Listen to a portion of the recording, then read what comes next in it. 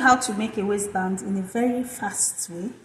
This method is different and unique. So as you can see, I've actually sewed my lines. You can do 0.7, 0.5. If you know you cannot sew basically on 0.5, you do 0.7. It's just a channel to pass your elastic. So you do 3 steps. You can see I have this step is not included because I want when I put this thing, it will give it like a pleat on top of it.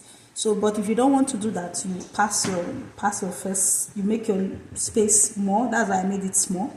So this is my first line, this is my second line, my third line. So I'm only going to pass the elastic in my third line. So what you need to do is to measure your waist, whatever waist you're working with, your hip measurement, right? You know that your hip measurement is what you use for your waist when you're applying elastic. So cut out a band that is actual length and size with the measurement of your hip, and you sew this. I have 3 here, but by the time I'm done sewing, I will have like 2.5. Let me show you what I have.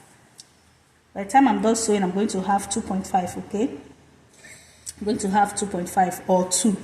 That is what I target. Okay, so now I'm going to take my elastic, take it like so, and you pass it through the channel. So by now I believe you must have gone to sew your channel. So this is the first one. Like I said, I'm passing my elastic through the first one. So you're going to pass your elastic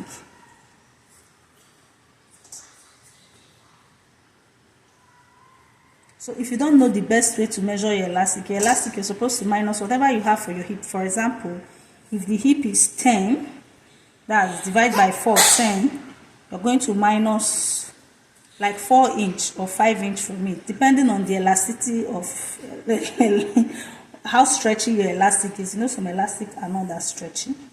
So this is what you're going to have. So when you do this, you get to the edge, you secure your elastic, then you draw to your desired length. You make sure you stretch it to your desired length. So you're supposed to come here like so, right? And you secure here. So you're going to repeat this process to the last one. You secure here. When you are comfortable with the stretch you have, you secure here first, then you secure here, okay? So I'm just going to do all that, run it through, then I'll show you how you're going to pass it.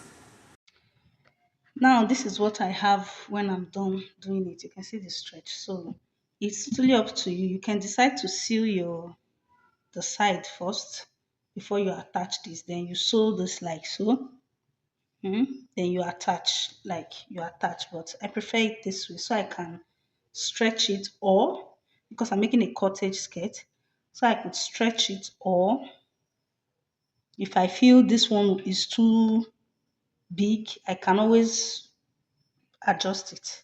So this is why I prefer mine this way. So do what works for you. So I'm just going to secure with pin. Remember, as you stretch, you pin down.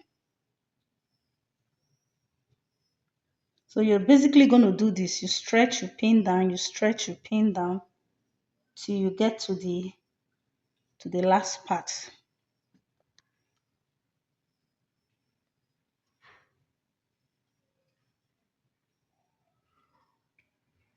You can also use this method to sew on your joggers waistband. So, trying to make it in a way that when I'm sewing, I don't have to lift the pin so that it doesn't break my needle.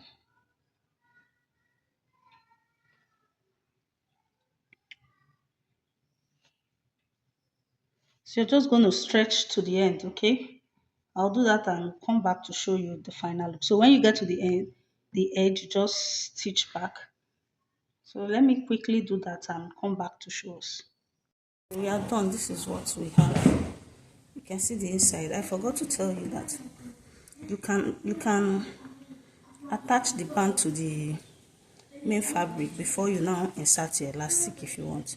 So you just close it on the edge like so. So this is what we have.